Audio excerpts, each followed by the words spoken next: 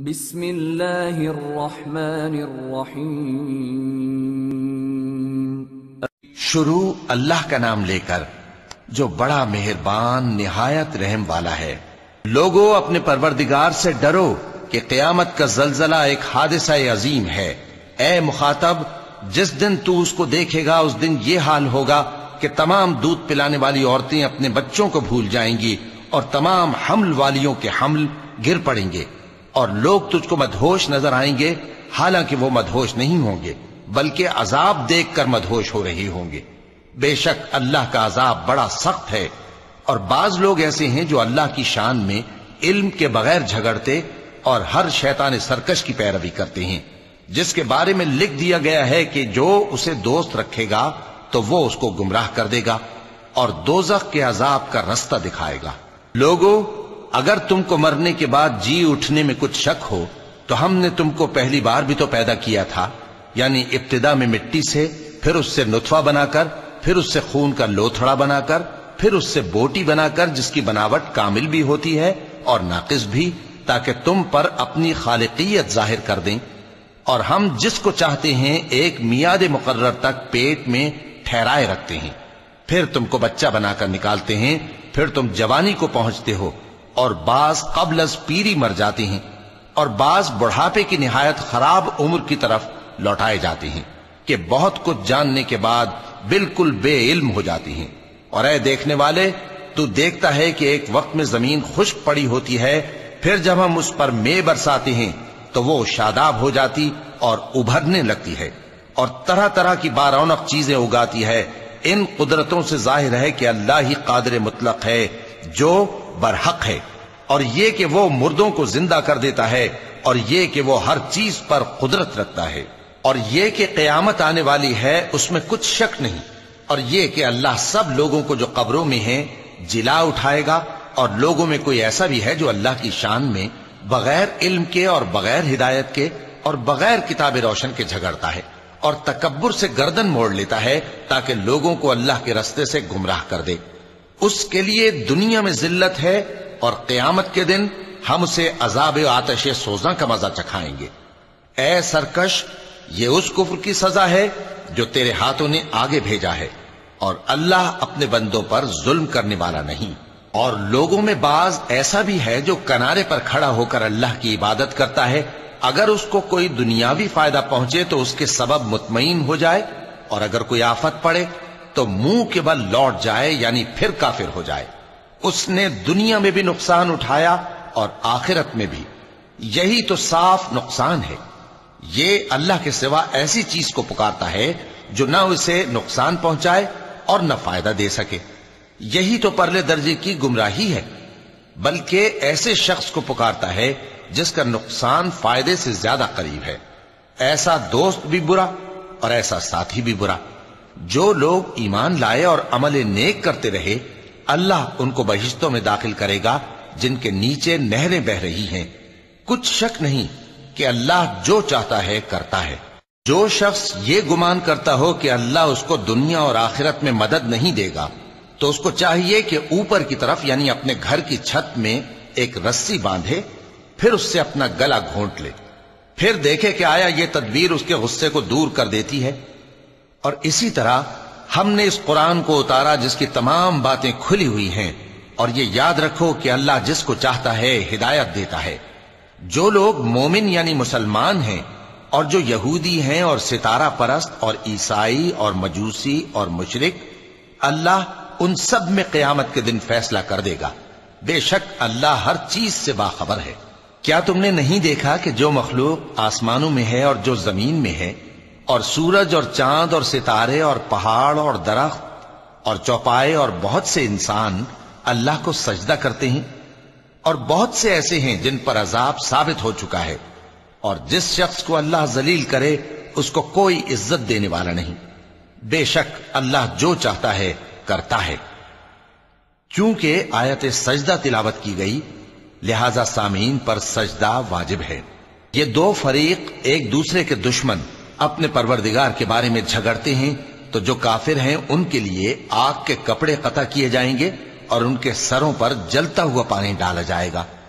اس سے ان کے پیٹ کے اندر کی چیزیں اور کھالیں گل جائیں گی، اور ان کے مارنے کے لیے لوہے کے ہتھوڑے ہوں گے۔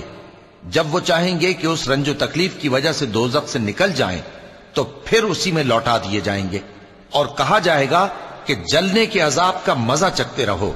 جو لوگ ایمان لائے اور عمل نیک کرتے رہے، اللہ ان کو بہشتوں میں داخل کرے گا جن کے تلے نہریں بہ رہی ہیں، وہاں ان کو سونے کے کنگن پہنائے جائیں گے اور موتی، اور وہاں ان کا لباس ریشمی ہوگا، اور ان کو اچھی بات کی طرف رہنمائی کی گئی اور خوبیوں والے مالک کی راہ بتائی گئی۔ جو لوگ کافر ہیں اور لوگوں کو اللہ کے رستے سے اور مسجد حرام سے، جسے ہم نے لوگوں کے لیے یکساں عبادت گاہ بنایا ہے، روکتے ہیں، خواہ وہ وہاں کے رہنے والے ہوں یا باہر سے آنے والے، اور جو اس میں شرارت سے کجروی و کفر کرنا چاہے تو اس کو ہم درد دینے والے عذاب کا مزہ چکھائیں گے۔ اور ایک وقت تھا جب ہم نے ابراہیم کو خانہ کعبہ کا مقام بتا دیا اور ارشاد فرمایا کہ میرے ساتھ کسی چیز کو شریک نہ کیجو، اور طواف کرنے والوں اور قیام کرنے والوں اور رکوع کرنے والوں اور سجدہ کرنے والوں کے لیے میرے گھر کو صاف رکھا کرنا، اور لوگوں میں حج کے لیے اعلان کر دو کہ تمہاری طرف پیدل اور دبلے دبلے اونٹوں پر جو دور دراز رستوں سے چلے آتے ہوں سوار ہو کر چلے آئیں، تاکہ اپنے فائدے کے کاموں کے لیے حاضر ہوں۔ اور قربانی کے ایام معلوم میں مویشی چوپایوں کے ذبح کے وقت جو اللہ نے ان کو دیے ہیں ان پر اللہ کا نام لیں۔ اب اس میں سے تم خود بھی کھاؤ اور خستہ حال ضرورت مند کو بھی کھلاؤ۔ پھر چاہیے کہ لوگ اپنا میل کچیل دور کریں اور منتیں پوری کریں، اور اس قدیم گھر یعنی بیت اللہ کا طواف کریں، یہ ہمارا حکم ہے۔ اور جو شخص ادب کی چیزوں کی جو اللہ نے مقرر کی ہیں تعظیم کرے تو یہ اس کے پروردگار کے نزدیک اس کے حق میں بہتر ہے۔ اور تمہارے لیے مویشی حلال کر دیے گئے ہیں سوائے ان کے جو تمہیں پڑھ کر سنائے جاتے ہیں، تو بتوں کی پلیدی سے بچو اور جھوٹی بات سے پرہیز کرو، صرف ایک اللہ کے ہو کر اور اس کے ساتھ شریک نہ ٹھہرا کر۔ اور جو شخص کسی کو اللہ کے ساتھ شریک مقرر کرے تو وہ گویا ایسا ہے جیسے آسمان سے گر پڑے، پھر اس کو پرندے اچک لے جائیں یا ہوا کسی دور کی جگہ اڑا کر پھینک دے۔ یہ ہمارا حکم ہے۔ اور جو شخص ادب کی چیزوں کی جو اللہ نے مقرر کی ہیں تعظیم کرے تو یہ کام دلوں کی پرہیزگاری سے ہے۔ ان میں ایک وقت مقرر تک تمہارے لیے فائدے ہیں، پھر ان کو اس قدیم گھر یعنی بیت اللہ تک پہنچنا اور ذبح ہونا ہے۔ اور ہم نے ہر ایک امت کے لیے قربانی کا طریق مقرر کر دیا ہے تاکہ جو مویشی چوپائے اللہ نے ان کو دیے ہیں ان کے ذبح کرنے کے وقت ان پر اللہ کا نام لیں۔ سو تمہارا معبود ایک ہی ہے، تو اسی کے فرما بردار ہو جاؤ اور عاجزی کرنے والوں کو خوشخبری سنا دو۔ یہ وہ لوگ ہیں کہ جب اللہ کا نام لیا جاتا ہے تو ان کے دل ڈر جاتے ہیں، اور جب ان پر مصیبت پڑتی ہے تو صبر کرتے ہیں اور نماز آداب سے پڑھتے ہیں، اور جو مال ہم نے ان کو عطا فرمایا ہے اس میں سے نیک کاموں میں خرچ کرتے ہیں۔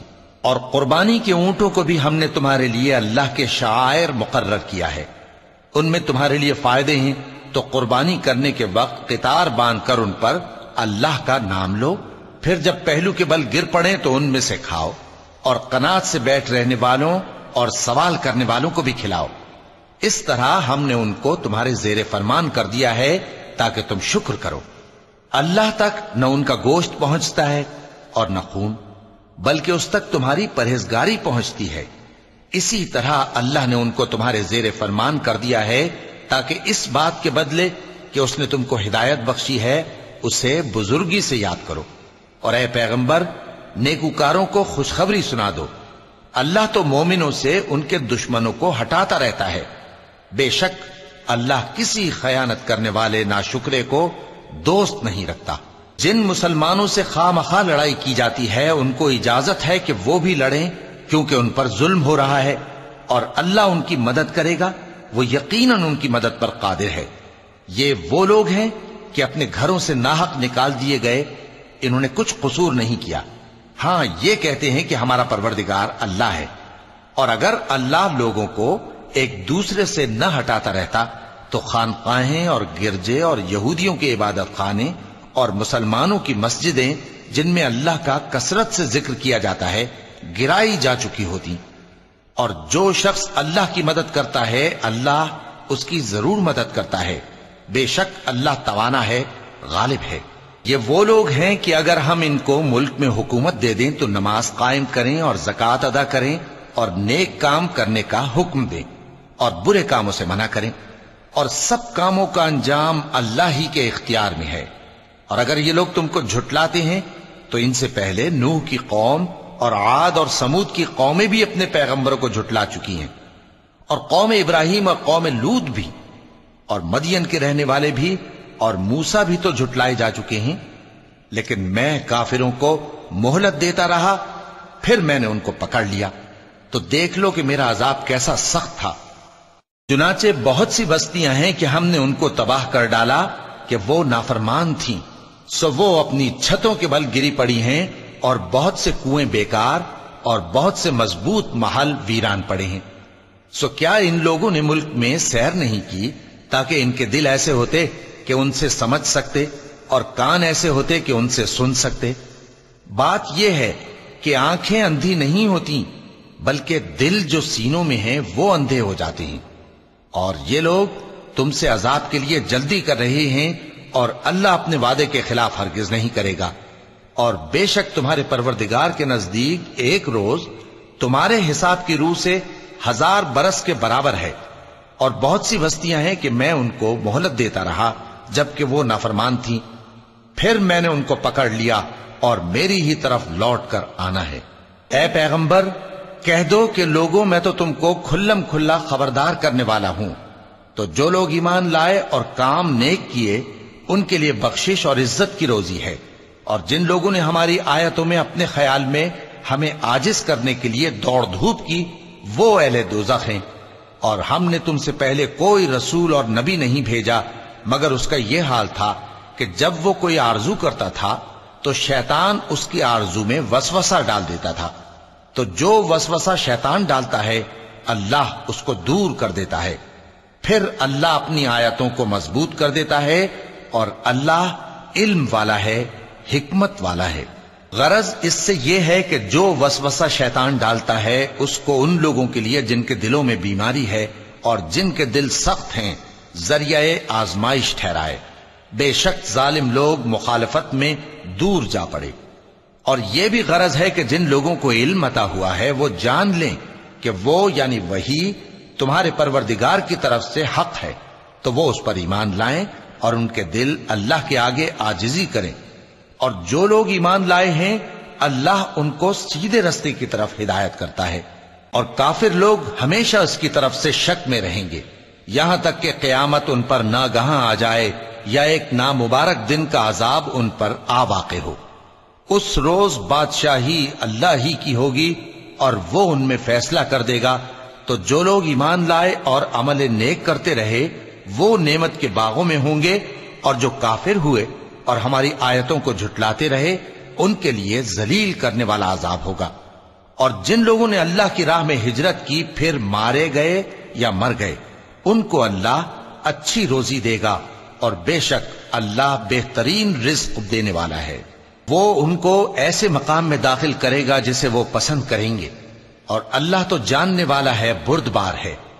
یہ بات اللہ کے ہاں ٹھہر چکی ہے، اور جو شخص کسی کو اتنی ہی ایذا دے جتنی ایذا اس کو دی گئی، پھر اس شخص پر زیادتی کی جائے تو اللہ اس کی مدد کرے گا۔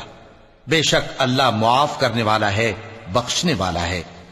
یہ اس لیے کہ اللہ رات کو دن میں داخل کرتا ہے اور دن کو رات میں داخل کرتا ہے، اور اللہ تو سننے والا ہے، دیکھنے والا ہے۔ یہ اس لیے کہ اللہ ہی برحق ہے، اور جس چیز کو کافر اللہ کے سوا پکارتے ہیں وہ باطل ہے، اور اس لیے کہ اللہ اونچی شان والا ہے، بڑا ہے۔ کیا تم نہیں دیکھتے کہ اللہ آسمان سے مے برساتا ہے تو زمین سرسبز ہو جاتی ہے؟ بے شک اللہ مہربان ہے، خبردار ہے۔ جو کچھ آسمانوں میں ہے اور جو کچھ زمین میں ہے اسی کا ہے، اور بے شک اللہ بے نیاز ہے، قابل ستائش ہے۔ کیا تم نہیں دیکھتے کہ جتنی چیزیں زمین میں ہیں سب اللہ نے تمہارے زیر فرمان کر رکھی ہیں، اور کشتیاں بھی جو اسی کے حکم سے سمندر میں چلتی ہیں، اور وہ آسمان کو تھامے رہتا ہے کہ زمین پر نہ گر پڑے مگر اس کے حکم سے۔ بے شک اللہ لوگوں پر نہایت شفقت کرنے والا مہربان ہے۔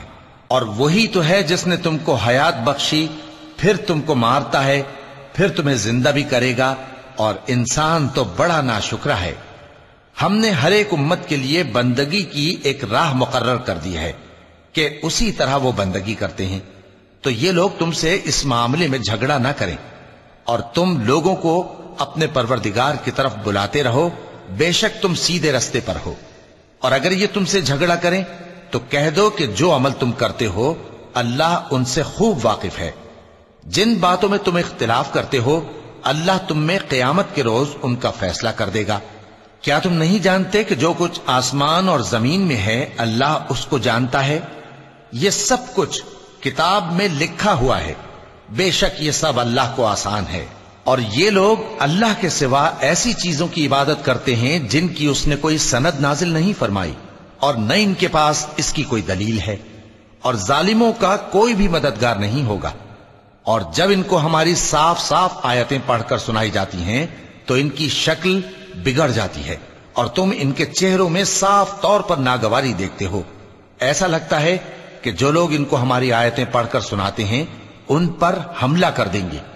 کہہ دو کہ میں تم کو اس سے بھی بری چیز بتاؤں، وہ دوزخ کی آگ ہے جس کا اللہ نے کافروں سے وعدہ کیا ہے، اور وہ برا ٹھکانہ ہے۔ لوگوں، ایک مثال بیان کی جاتی ہے، اسے غور سے سنو کہ جن لوگوں کو تم اللہ کے سوا پکارتے ہو وہ ایک مکھی بھی نہیں بنا سکتے اگرچہ اس کے لیے سب اکٹھے ہو جائیں، اور اگر مکھی ان سے کوئی چیز چھین لے جائے تو اسے اس سے چھڑا نہیں سکتے۔ طالب اور مطلوب یعنی عابد اور معبود دونوں گئے گزرے ہیں۔ ان لوگوں نے اللہ کی قدر جیسی کرنی چاہیے تھی نہیں کی۔ کچھ شک نہیں کہ اللہ زبردست ہے، غالب ہے۔ اللہ فرشتوں میں سے پیغام پہنچانے والے منتخب کر لیتا ہے اور انسانوں میں سے بھی۔ بے شک اللہ سننے والا ہے، دیکھنے والا ہے۔ جو ان کے آگے ہے اور جو ان کے پیچھے ہے وہ اس سے واقف ہے، اور سب کاموں کا رجوع اللہ ہی کی طرف ہے۔ مومنوں، رکوع کرتے اور سجدہ کرتے اور اپنے پروردگار کی عبادت کرتے رہو اور نیک کام کرو تاکہ فلاح پاؤ۔ چونکہ آیت سجدہ تلاوت کی گئی ہے لہذا سامعین پر سجدہ واجب ہے۔ اور اللہ کی راہ میں جہاد کرو جیسا جہاد کرنے کا حق ہے۔ اس نے تم کو منتخب کیا ہے اور تم پر دین کی کسی بات میں تنگی نہیں کی، اور تمہارے لیے تمہارے باپ ابراہیم کا دین پسند کیا۔ اسی اللہ نے پہلے یعنی پہلی کتابوں میں تمہارا نام مسلم رکھا تھا، اور اس کتاب میں بھی وہی نام رکھا ہے۔ تو جہاد کرو تاکہ پیغمبر تمہارے بارے میں گواہ ہوں اور تم لوگوں کے مقابلے میں گواہ رہو۔ سو مسلمانوں، نماز قائم کرو اور زکوٰۃ دو اور اللہ کے دین کی رسی کو پکڑے رہو، وہی تمہارا دوست ہے۔ سو وہ کیا خوب دوست ہے اور کیا خوب مددگار ہے۔ صدق اللہ العظیم۔